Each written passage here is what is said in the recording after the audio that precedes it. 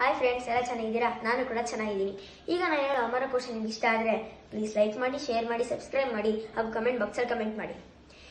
ಶ್ರೀ ಅಮರಸಿಂಹ ವಿರಚಿತಃ ಅಮರಕೋಶಃ.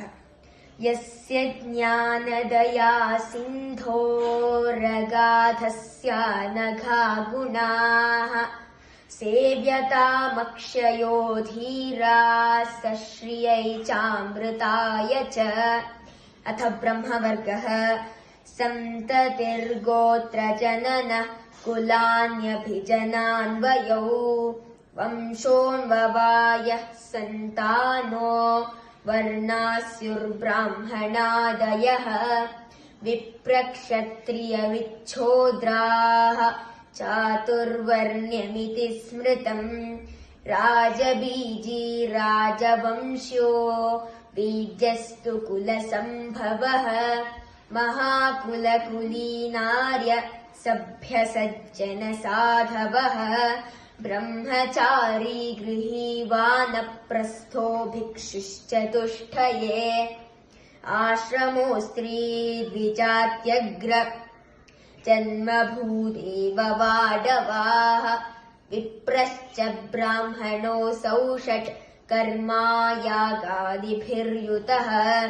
ವಿದ್ವಾನ್ ವಿಪಶ್ಚಿದ್ದೋಷಜ್ಞಃ ಸಂಸುಧೀಃ ಕೋವಿದೋ ಬುಧಃ. ಧೀರೋ ಮನೀಷೀ ಜ್ಞಃ ಪ್ರಾಜ್ಞಃ ಸಂಖ್ಯಾವಾನ್ ಪಂಡಿತಃ ಕವಿಃ. ಧೀಮಾನ್ ಸೂರಿಃ ಕೃತಿ ಕೃಷ್ಟಿಃ ಲಬ್ಧವರ್ಣೋ ವಿಚಕ್ಷಣಃ. ದೂರದರ್ಶಿ ದೀರ್ಘದರ್ಶಿ ಶ್ರೋತ್ರಿಯಚ್ಛಾಂದಸೌ ಸಮೌ.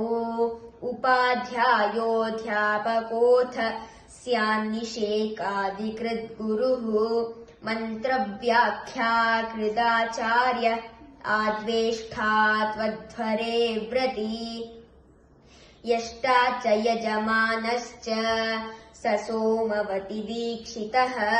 ಇಜ್ಯಾಶೀಲೋ ಯಾಯಜೂಕೋ ಯಜ್ವಾತು ವಿಧಿನೇಷ್ಟವಾನ್. ಸಗೀಷ್ಪತಿಶ್ಚ ಸ್ಥಪತಿಃ ಸ್ಯೋಮಪೀಠೀ ತು ಸೋಮಪಾಃ. ಸರ್ವವೇದಾಃ ಸ ಯೇನೇಷ್ಠೋ ಯಾಗಃ ಸರ್ವಸ್ವದಕ್ಷಿಣಃ. ಅನೂಚಾನಃ ಪ್ರವಚನೆ ಸಾಂಗೇ ಅಧೀತಿ ಗುರೋಸ್ತು ಯಃ. ಲಬ್ಧಾನುಜ್ಞಃ ಸಮಾವೃತ್ತಃ ಸುತ್ವಾ ತ್ವಭಿಷವೇ ಕೃತೆ. ಧನ್ಯವಾದಗಳು.